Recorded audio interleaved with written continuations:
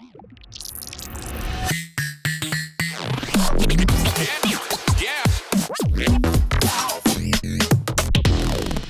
guys, Slynk here with another tutorial, and lately I've been thinking about mastering, specifically one area of mastering, loudness, and how the loudness of your song can affect the way your music is heard on Spotify and other streaming services. When I say loudness, by the way, I'm not talking about volume, decibels, sound pressure level, amplitude, anything like that. I'm talking about the subjective perception of sound pressure. In other words, how loud does it feel to you? You special snowflake. No, how loud does it feel over a period of time? You know, is it exhausting or is it like kind of quiet? As opposed to something like looking at the peak volume or like the highest dB level reached over the whole song. And they're two very different things. Let's take a drum kit, for example. In this case, this is a recording of an acoustic drum loop. Let's take a quick listen. Okay, pretty nice, pretty punchy. But you'll notice that the transients of each drum hit are really high. We're hitting like 0 dB right here at these peaks. Oh my God, 0 dB, that's so loud, right? But these peaks are only lasting for about 20 or 30 milliseconds. And then after that, the body of the sound, the volume of that is much lower. And so this sharp transient is kind of what makes your drums sound punchy. If you were to bring the volume of the body of the drum samples up to kind of meet these peaks, for example, something like this, then what you're looking at is a sound that's going to be a little less punchy, but it's going to be louder. Now, I've actually adjusted this loop to be the exact same loudness as this loop, but look at the difference in the waveforms. You know, this one has much less punch. Let's take a listen.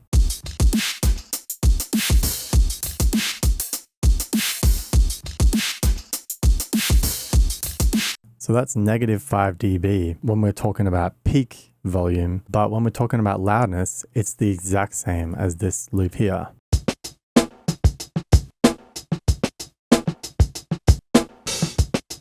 Where the peak volume is actually 0 dB. It's kind of really a balancing game when it comes to making your drums sound wishy-washy and just a bit flat, or like maybe too punchy. I think you'd probably want something in between these two extremes. You know, we can have punch, but we only have so much headroom before, you know, the punch is just going to be cut off. And that's where we get something like this. And this is kind of the good and the bad sides of loudness. You know, big transients in quieter body means you have a higher dynamic range, but it also means that you have a lower loudness. So these drums aren't going to sound as loud as, say, these drums, but the dynamic range is really suffering here. And your song at higher volumes in a listening environment, let's say I'm playing this track or this drum loop on a stereo at home and I crank it up, it's not going to sound anywhere near as good as this one cranked up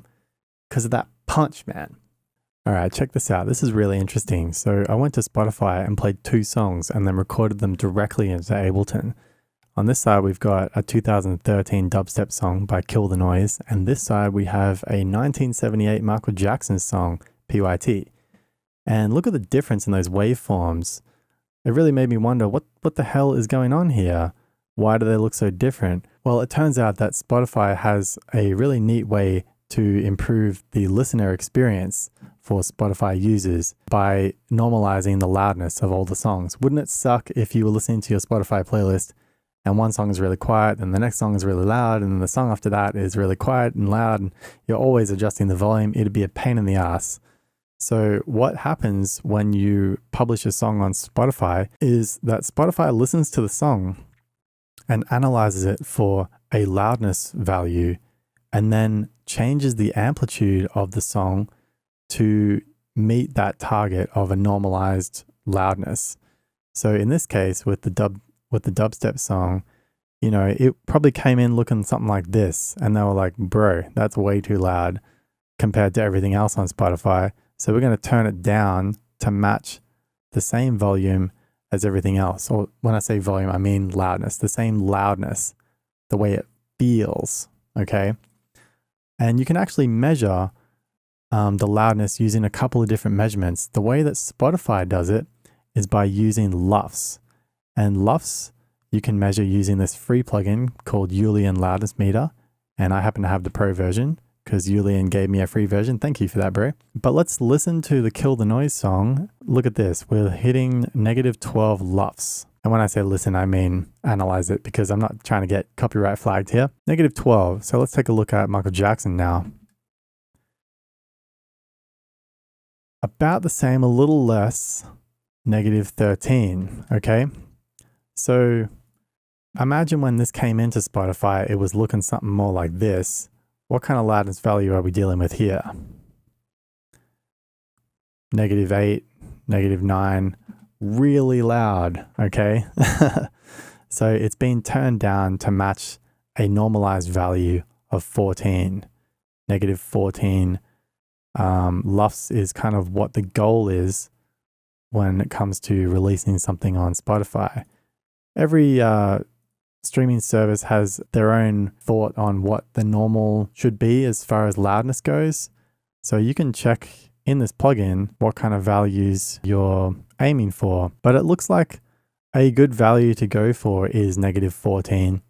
But I think that even that might be a little bit too low, especially for electronic music. So you probably want to aim for something kind of in between this crazy 2013 dubstep level of 9 and 1978 Michael Jackson 14.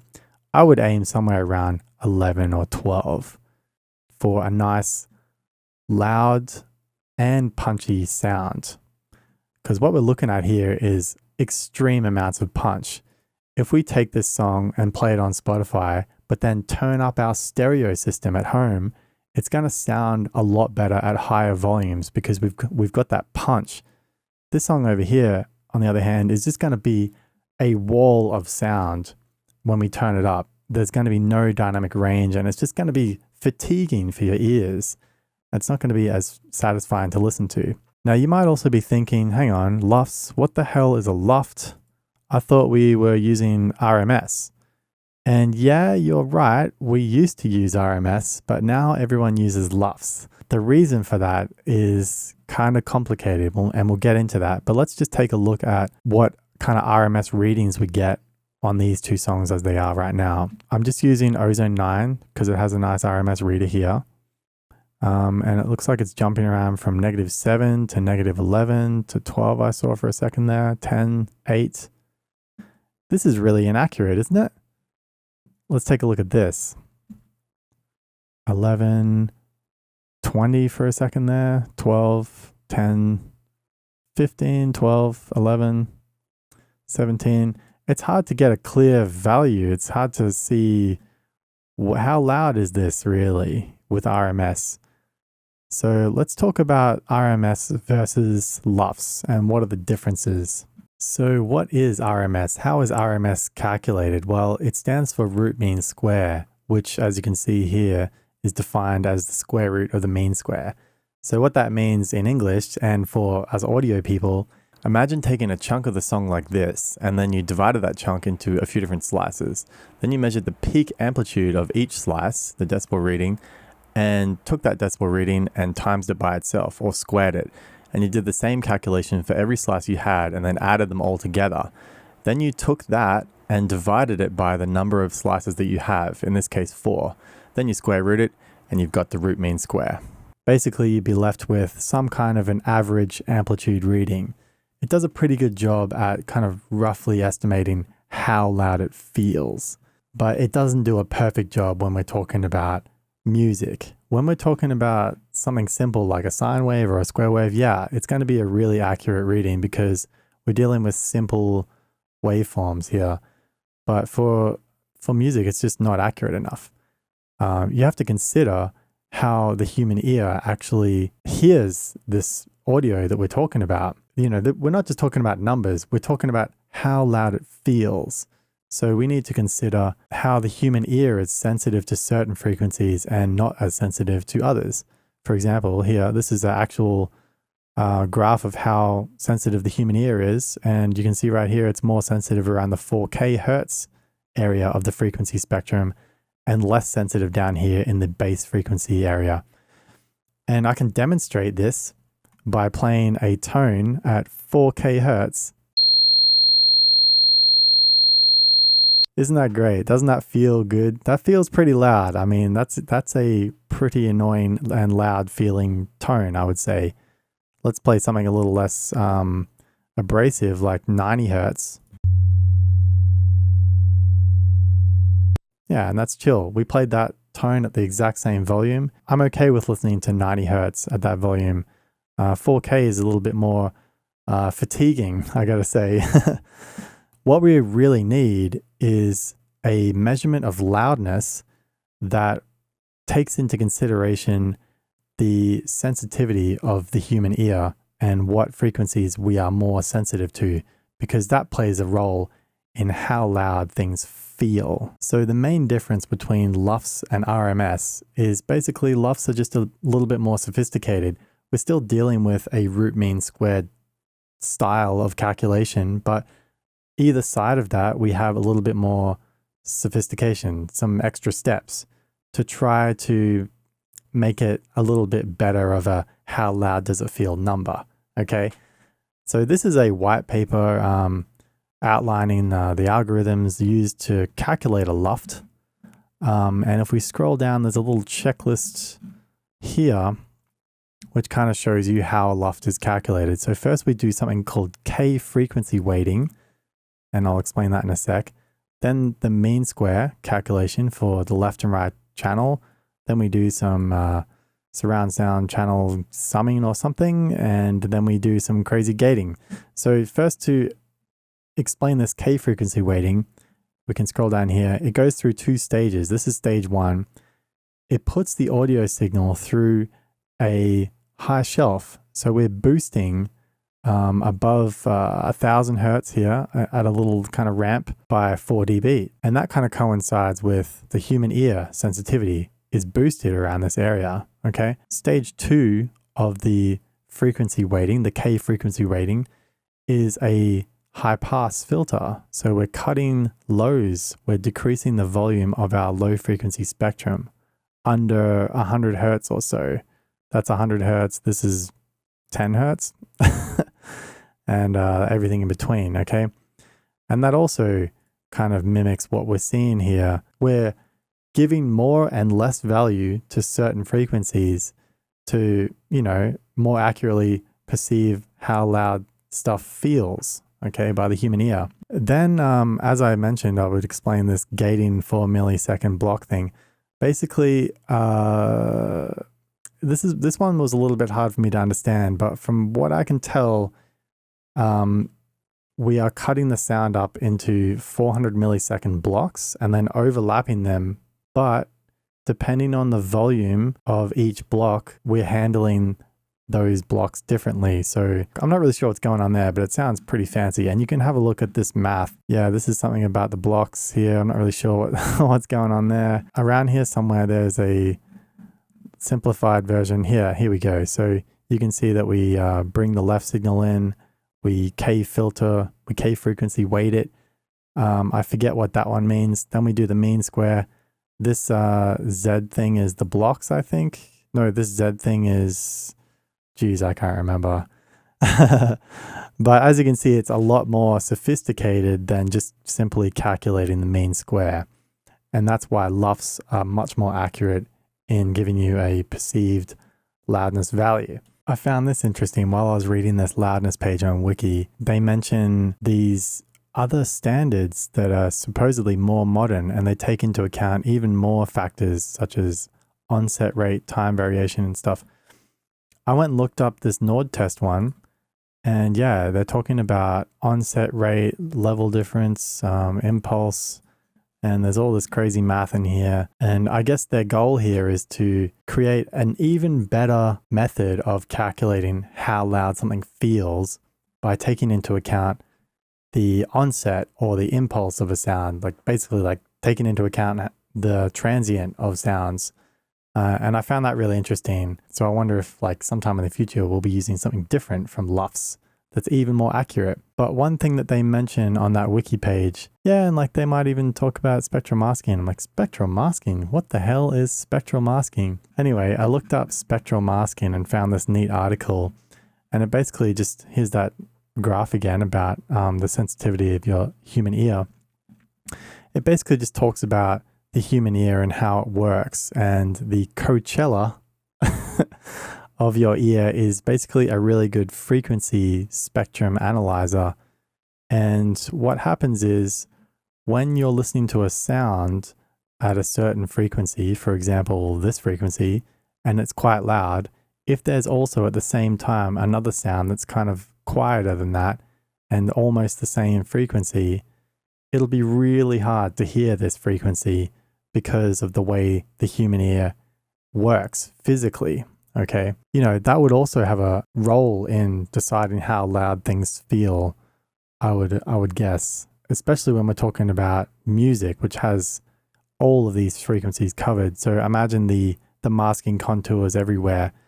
But this last part of the article was really interesting, where they talk about FFT. So basically what they're suggesting is to get a even better loudness reading, you could take real-time audio from the time domain to the frequency domain and then carry out a LUFS calculation on every single frequency across the spectrum, or at least however high of a resolution you wanted. Imagine doing a LUFS calculation for 4,000 different frequencies across the whole frequency spectrum, and then applying some sort of weighting to it to match the threshold of hearing, and then calculating the how loud it feels number based on that. And I feel like that would be even more accurate, but it might be a little bit more taxing to your CPU, but interesting nonetheless. Anyway, we're back in Ableton, but I just wanted to explain to you exactly how little goes into calculating an RMS reading and how much sophistication there is when it comes to calculating a LUFS. It's much more sophisticated, and it's going to be a better indication to you of how loud your song feels. Before recording this video, I'd never seen this graph before, and I find it really interesting that the LUFS calculation takes this into account. And I think we should be thinking about this when we are mastering our songs, not only for loudness, but also for the balance of the elements in our song. And another tool that I like to use a lot is called tonal balance control. And I believe this comes with isotope ozone, but it's a neat tool. If you set it to fine, you get a little bit more of an accurate sort of setup. There's a few presets over here. Just to explain how this works, this is the frequency spectrum down here, treble up here, bass down here. And when you play some audio, it takes kind of an average of what you're listening to and plots it along the graph. So it's kind of like a spectrum analyzer that's really slow. So you can see really clearly where the problems are in your mix. This kind of bluish curve is perhaps a goal for you to hit with your spectrum, but it doesn't need to be exactly like that. Don't forget, music is about creativity and expression. So if your choice is to have little low mids in your song, then so be it, as long as it sounds pleasing to the ear. But this is kind of like a rule of thumb sort of guide. These different presets are neat as well, and they kind of give you a different curve. And if you want, you can even import an audio file and it will analyze that and create a curve based on that song. So if you have an artist that you really look up to and you want to try and mimic their mastering and their tonal balance in their songs, then you can try importing and creating your own curve. I generally just use this bass heavy curve, and I use my ears. All right, so I just opened up the project file for Techno Viking, my new song that I wrote with Defunk, and I actually did the mixdown and the master for this track, just using Ableton and Ozone 9. We got our tonal balance and our LUFS loudness meter. This is my whole mastering chain. Inside the Ozone 9, I just have an equalizer and a limiter, and that's it. The rest of the action is happening on the actual channels themselves. Things are being EQ'd and balanced and stuff separately before finally coming into the limiter. But anyways, this song kind of has a Oliver sort of feel. I was very inspired by Oliver's music. If you're not familiar, you should check out Oliver. Really good stuff. So I actually dragged in one of Oliver's songs, in this case a remix, to reference while I was mixing down and mastering my song, since they had a similar sort of vibe. So if we take a look at this song and measure the loudness, look at this, -7.5-ish on the LUFS readout, that's super loud, man. Super, super loud. And I'm not sure why, but we have like a pretty decent dynamic range of like 7, 8. I think it's just a stylistic choice of how the song is written. You know, each of these hits is like bang, bang, bang, bang, down, down, down, down, down, down. It's such a banger. So I think the way the song is being written leaves a lot of room for dynamic range. And that's kind of what I tried to achieve with my song here. There's maybe a little less dynamic range, but actually when I measure the dynamic range using the loudness meter, you can actually click this button here and it shows you. I'm getting around the same dynamic range as Oliver is on their track. So we got about 8 here. Yeah, it's about the same. Oh, that bit's a bit bad.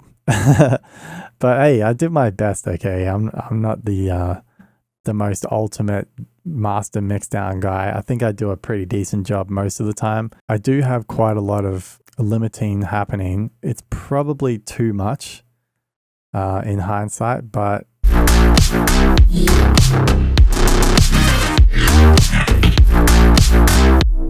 this area here, for example, that's probably too much limiting going on. And what I should have done is tried to figure out which sound is layering with something else to cause that big peak and really zoom in and stuff. But I did a lot of that and removed a lot of problems, but there was just some that I couldn't figure out how to, you know, balance them with keeping all the elements still audible. So limiting was the answer.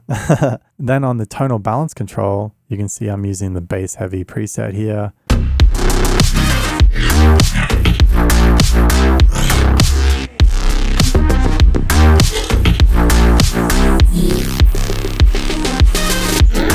I'm definitely right where I want to be on the tonal balance control, and that's due to a little bit of equalization here on the master channel just to boost a few things around the place. This is only going up by 1.7 decibels. You know, this is barely audible, but it just feels a little bit more rounded and a little bit nicer on the master like that. Let's have a look really quick at the tonal balance control for the Oliver song. I'm curious now. I don't think I ever checked this. Let's check it right now together.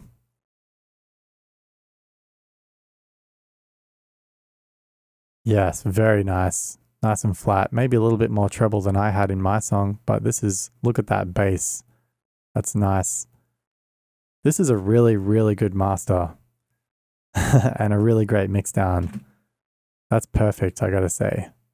So anyways, when I'm mastering my songs, I'm definitely taking into account the LUFS. I'm taking into account the balance of the tone of the overall song. And I'm taking into account how much limiting I'm doing. I don't want to do too much limiting because it's just going to sound like trash. And of course, I'm using my ears to make sure that everything sounds good. There's so many like meters and tools that you can use to aid you in mixing down and mastering your song. But at the end of the day, you have to use your ears. And if it sounds good, that means that it is good. Cool. So hopefully you understand a little bit more about what loudness actually is. And if you're still using RMS, don't do that anymore. Use LUFS. In any case, thanks for watching the video, and I'll catch you next time. Peace. If you like my videos and you'd like to support me, consider dropping by my website and checking out what's in the store. Right now, I have an essential Ableton toolbox, which has 21 Ableton racks and channel presets that I've made and personally use in my songs all the time. This is really stuff that producers of any genre can use. I've got my sidechaining set up, a vocoder set up, I've got a few handy tools here. We've got your basic sub, drop and rise, white noise sweeps. This is a really nice sub bass, some mood basses and FM stuff, just a couple things to get you started. Here's all my funky groove profiles. The Has polarity widener is really popular. It's funny this video we're talking about Oliver because Von Oliver from Oliver has been using this in his productions on Twitch. That guy produces for Kim Petras and he's using my racks. So you know what I'm saying? This shit is good, okay? But I also have this classic funky breaks sample pack which has a bunch of drum loops that I've personally remastered. And I tried to strike a balance between punchy and really loud. This is kind of what it sounds like, just as an example. And there is a ton of these loops in here, different variations and whatnot. $10, mate. You might as well grab it, eh? I also have my funky fresh fanny packs for sale on my Bandcamp. These are really cool. These always sell out when I take them to music festivals, but obviously there's no music festivals this year, so I'm gonna try and sell them on YouTube. But everybody loves these fanny packs. They're the perfect size. The funkiness is extreme, as you can see in the description here. And it, of course, has that new fanny pack smell. So check it out. And once again, thanks for watching.